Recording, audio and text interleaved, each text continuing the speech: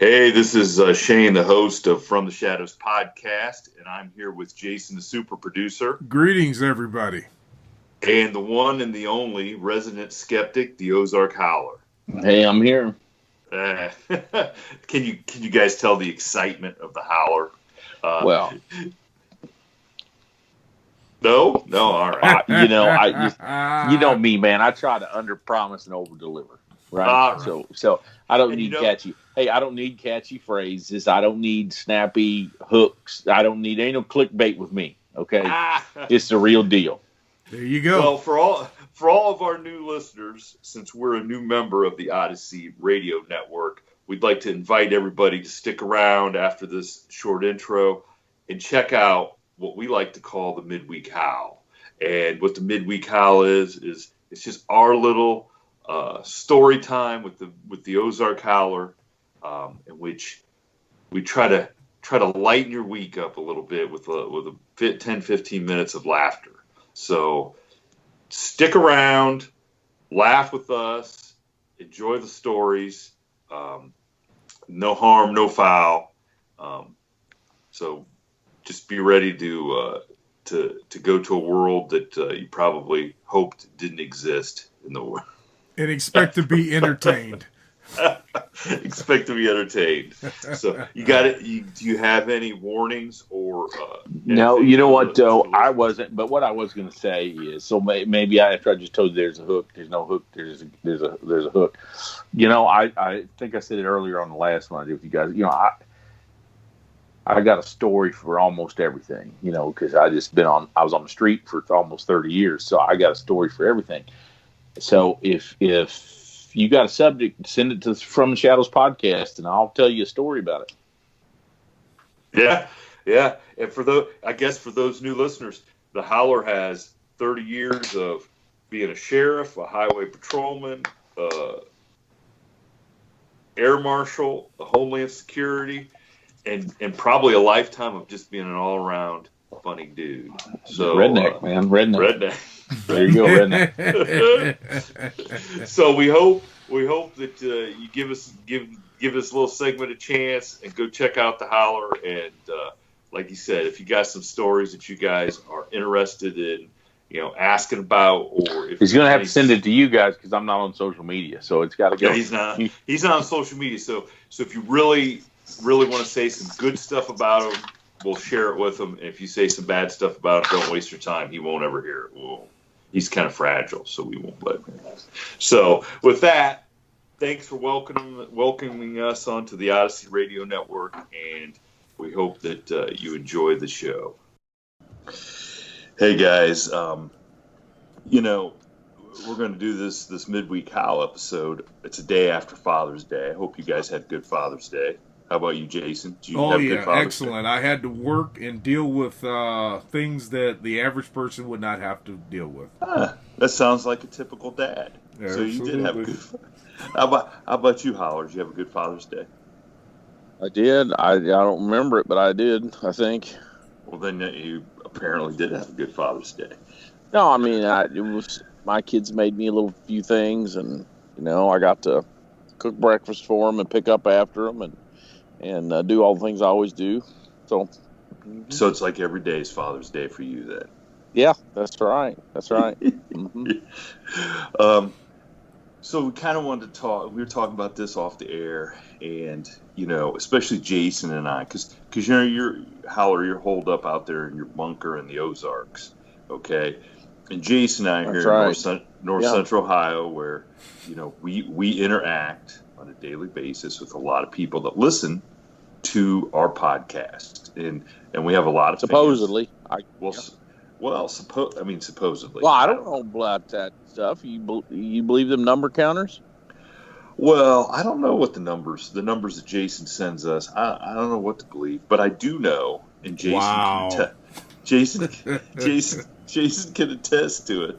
Is we have people stop us every day and say stuff about the podcast, and I guess we can kind of differentiate.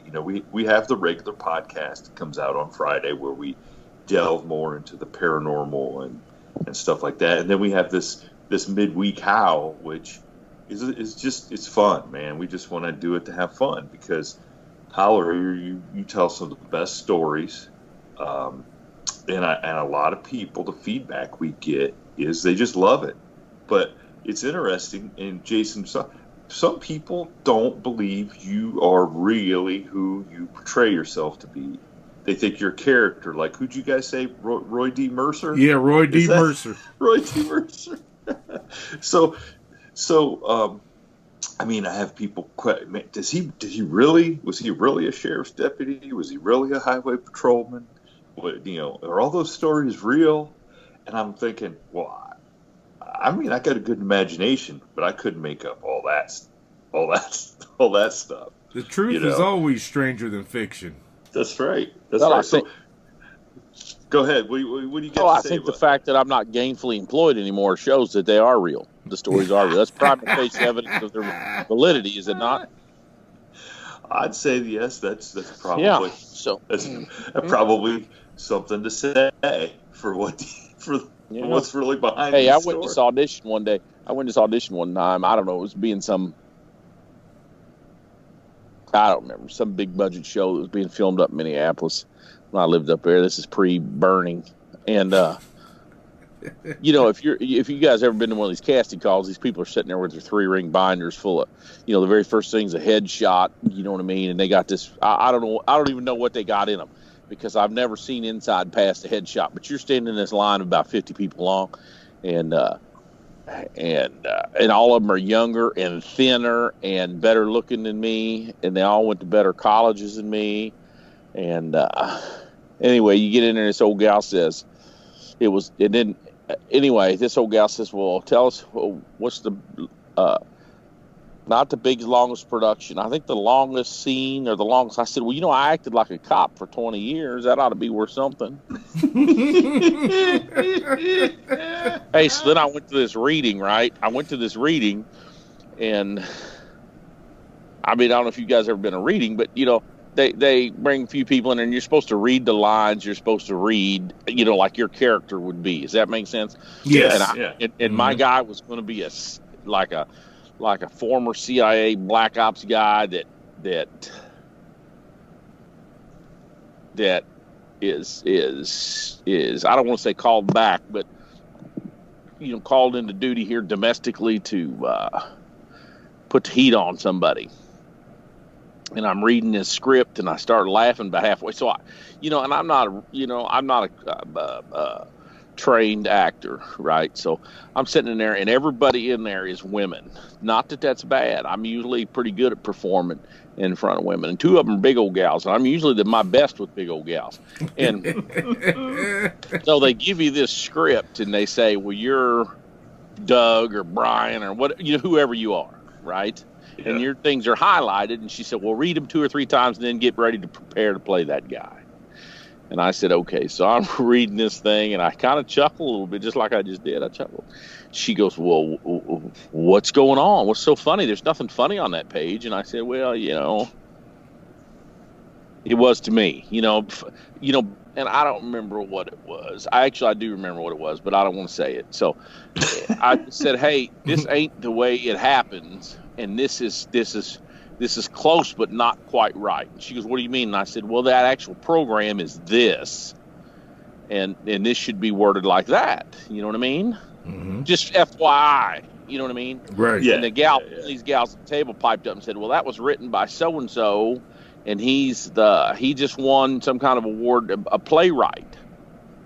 And I said, I'm sorry. And she said, well, so-and-so wrote that. And he is the hottest playwright on Broadway or whatever he was at the time. You know what I mean? And I give her my stupid fucking look I give people when I'm ready to say some crazy shit and get kicked out. And I want to say, well, I ain't never been to Broadway, but I've fucking wrapped some people up off the goddamn street for the government. And this is wrong. You know what I mean? I don't care how many plays you right, unless you looked at the, bad, you know what I mean? Unless you've been in the trenches. Mm-hmm. I mean, come on, Jack. I'm not in Broadway trying to write plays, but you're trying to get to Broadway. So anyway, I read it for them, and I didn't get the part. And they sent me this little shitty email that basically told me that I lacked respect I don't know, to the man, this playwright, you know what I mean? This like 26-year-old playwright, NYU graduate of some sort of, and I just remember, I don't remember how the email said something like, but I disrespected him, you know what I'm saying? And I want to say, lady, I've disrespected a hell of a lot bigger than some punk kid off the street, you know what I mean? I've disrespected everybody from my mama on down. I mean, shit, are you kidding me? Hey,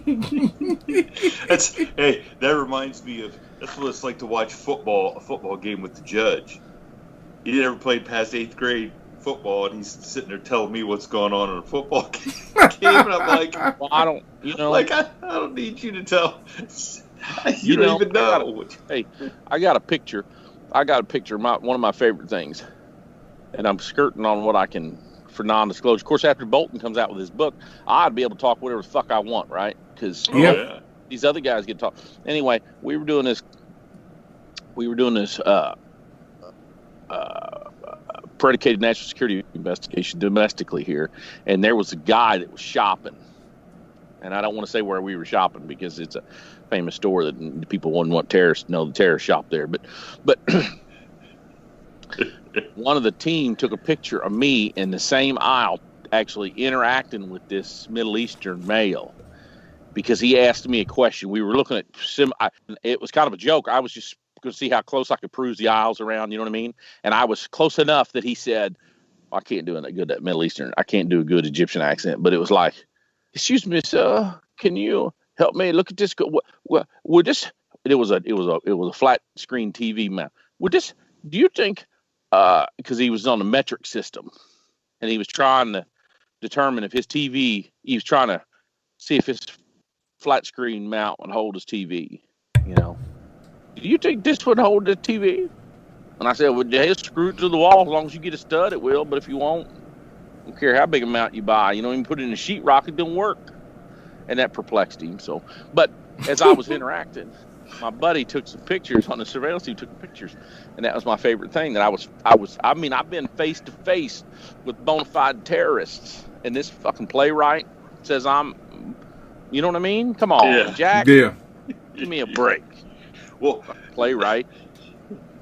Well, and I think that's why people, even if they can't wrap their heads around that you are a real person and that this isn't some act that you're putting on, I think that's why they really enjoy it, because you're just telling, and we're all just telling stories just as, you know, how they happened and if they're fun, because a lot of the stories weren't really all that fun at the time.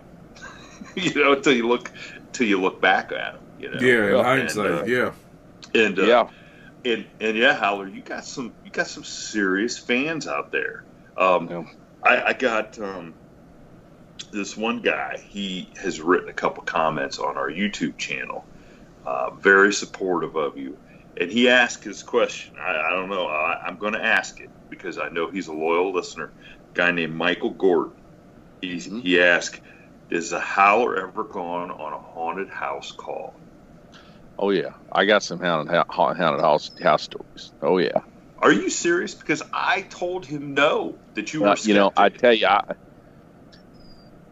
I don't know if I can tell my one of them. I'm trying to figure out how I'm gonna word this without making. I'm petting my dog. Which is why I keep leaning back. You guys see me, but people on the podcast won't. If you guys wonder what I'm doing, I'm trying to get this dog to leave me alone. Well, I thought that was just a big old gal down there. You were trying to keep her underneath the camera. Big old brown and furry. That's where I like. Way I like them. There you go. Big old brown. And he's a licker. So he's a licker. All right. That'd be a good trait, having a fan right there. Woo. Anyhow,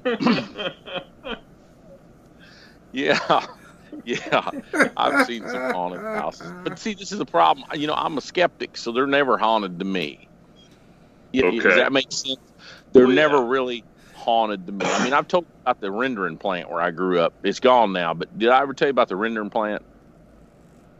You know what a rendering plant is. You know, back in the old days. Yeah, they take the horses and livestock things and make glue. I don't know. That's what they always said, make glue. I don't know if that's what they did. Yeah. Well, by the time I was a teenager, there was a rendering plant right on the edge of the river there where I grew up, and it had been shut down. And I don't know if they just ran out of stuff to render, or I'm assuming. Maybe we need to open that back up and render some people. There's a whole bunch of them out there right now that need to be rendered. It's kind of like, hey, the problem is that's like working on an old pickup. It's easy to know where to start. It's hard to know where to stop. You know what I mean? Yeah, there you go. No house. Yeah, that's right.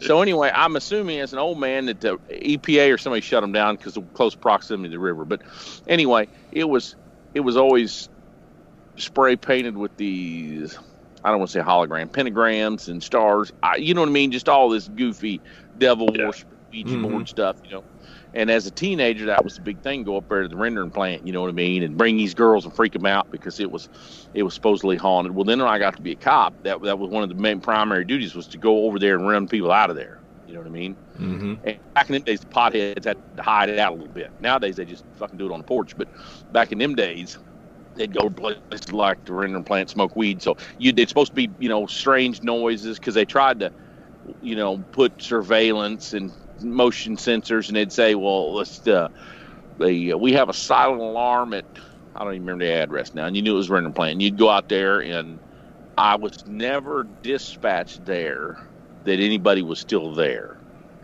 So that was kind of one of our standing jokes, that maybe it was haunted, and the only people that really knew it was the cops because we had all these alarms. Something's making it go off, right?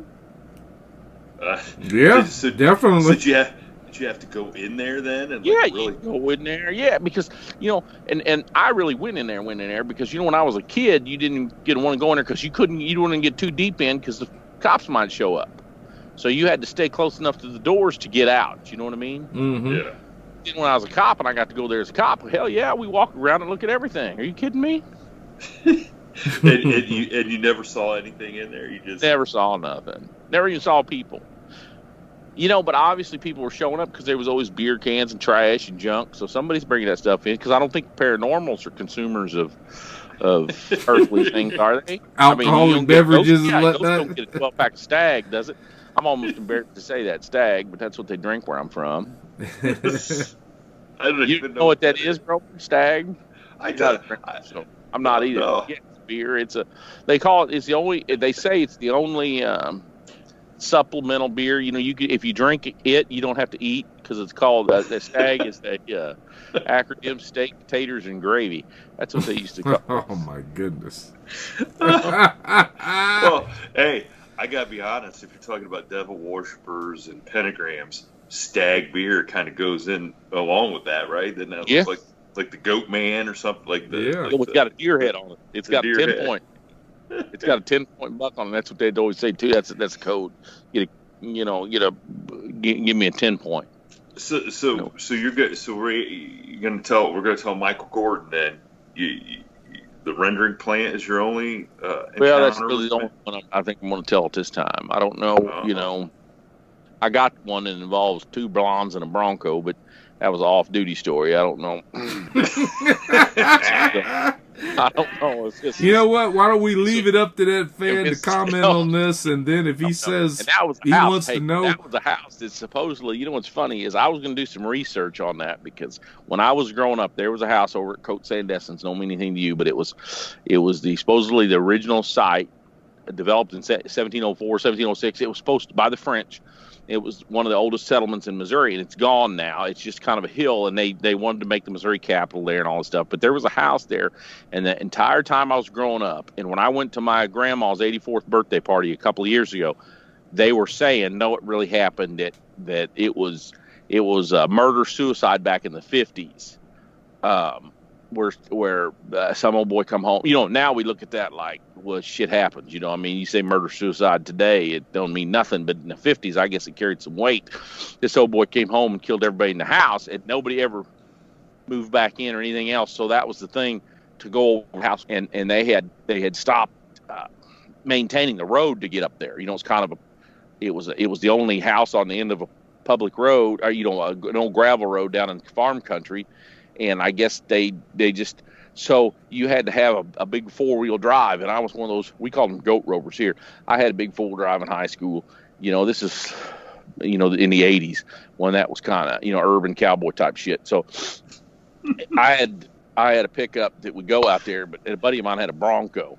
So when you had a date, this is back before all these trucks were extended cabs and crew cabs, So if there was two dudes, most girls, it was cramped to get anybody in a regular cab pickup. So I had a buddy of mine had a Bronco, actually up there to find the ghosts one day, and we found them. They're real. You go messing around up at that house, they're real. Mm-hmm. But we're gonna leave us hanging. You're gonna tell us what happened. Well, it had to be up because they infected these gals because they haunted us for months afterwards. Yeah,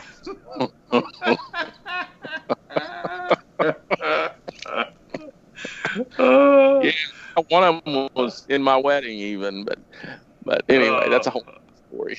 That does sound like a haunting. Yeah. Ladies and gentlemen, a final word. Please visit us on our Facebook page, which is facebook.com/From the Shadows Podcast, and on our Instagram page at instagram.com/From the Shadows Podcast. You can visit our webpage at FromTheShadowsPodcast.GoDaddySites.com,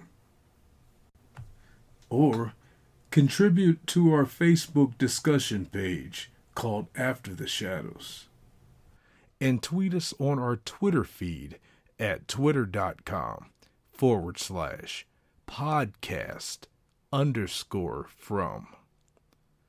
Thank you for joining us, and we look forward to hearing from you all. Until next time, never shy away from the darkness or what may be lurking in the shadows. We are out.